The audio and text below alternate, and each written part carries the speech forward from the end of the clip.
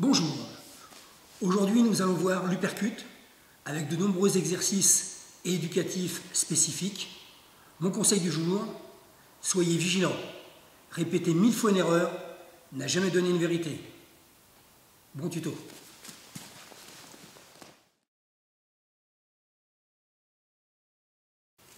Pour l'uppercut, mobilisez les épaules d'une manière spécifique.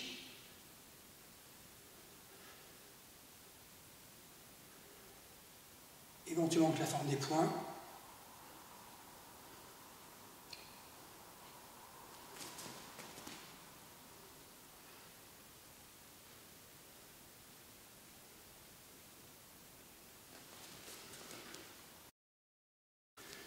Pour l'uppercut, afin d'associer l'action du corps qui remonte pour donner la frappe, associez le squat avec des séries de frappes.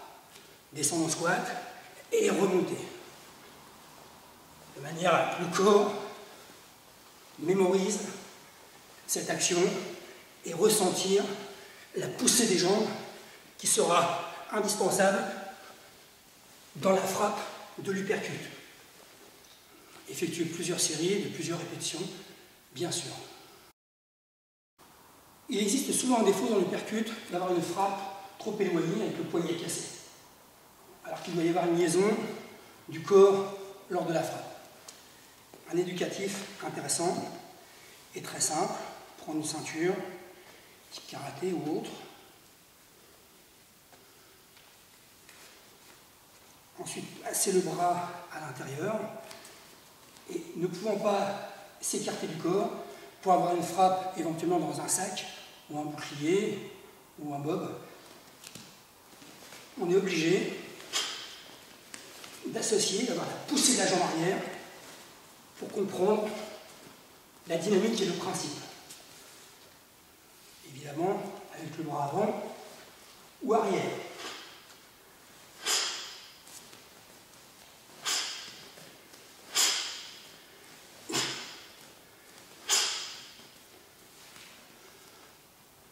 Un éducatif intéressant.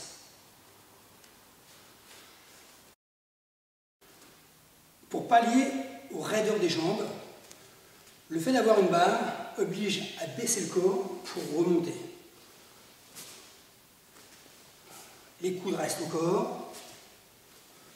Ensuite, associer le mouvement avec des frappes, des placements frappes.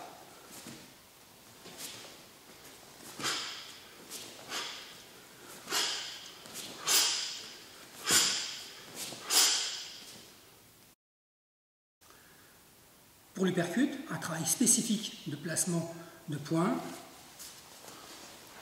Parce que l'uppercut se frappe de cette manière. Orientez les poings vers l'avant, ce qui va vous obliger de travailler les coudes au corps.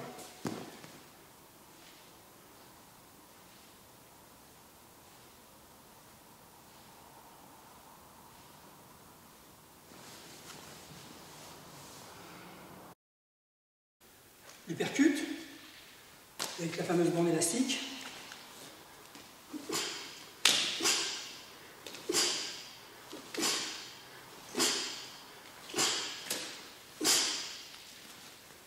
À gauche, à droite, par série. Un bon travail. Travail d'uppercut, petits haltères, on garde. Bien sûr, toujours fléchir les jambes et remonter.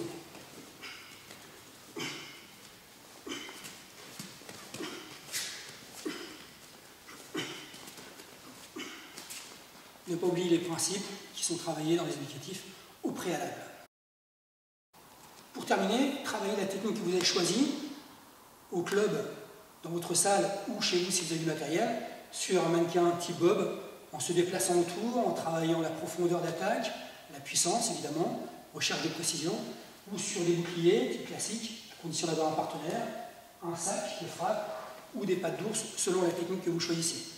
Terminez toujours la séance par une forme un peu de combat, d'échange, avec une priorité faite sur la technique que vous avez travaillée lors de votre séance.